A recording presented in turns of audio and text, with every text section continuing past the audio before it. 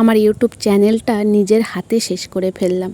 হ্যাঁ বন্ধুরা, ঠিকই শুনছো, আমার ইউটিউবে যত কমেডি ভিডিও ছিল আর তোমরা প্রচুর প্রচুর ভালোবাসা দিয়েছো, সত্যিই আমি ধন্য তোমাদের জন্য।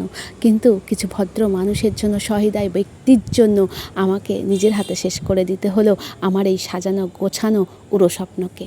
কখনো ভাবিনি সেই মানুষটা আমার এত বড় সর্বনাশ করবে না। তবে এইসব মানুষগুলোর কখনো আমি খারাপ চাইতে পারি না, আর ভবিষ্যতেও পারবো না। ভগবানের কাছে একটা কথাই বলবো, এই মানুষগুলো যেন ভালো থাকে, সুস্থ থাকে। বসে বসে ভিডিওগুলো যখন ডিলিট করছিলাম, টপ টপ করে জল পড়ছিল চোখ দিয়ে, প্রচণ্ড পরিমাণে কষ্ট হচ্ছিল।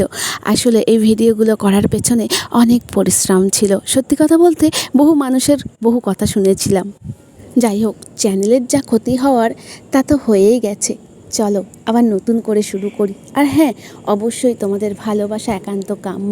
তবে সেই মানুষটা ভেবেছিল আমাকে দমিয়ে রেখে দেবে। শুধু শিক্ষিত আর ডিগ্রি অর্জন করলে হয় না মশাই। চ্যানেল যখন খুলেই ফেলেছো, হাজার হাজার ভিউজ আর সাবস্ক্রাইবার অর্জন করে একটু দেখিও, তাহলেই বুঝবো হ্যাঁ তোমার ক্ষমতা আছে বস। এই জন্যেই কথায় বলে, গাছ তোমার নাম কি, ফলে পরিচয়। তবে হ্যাঁ, আমার সমস্ত সাবস্ক্রাইবার বন্ধুদের কাছে একটাই অনুরোধ, আমার পাশে থেকো, আমাকে ভালোবাসা দিয়ে যেও।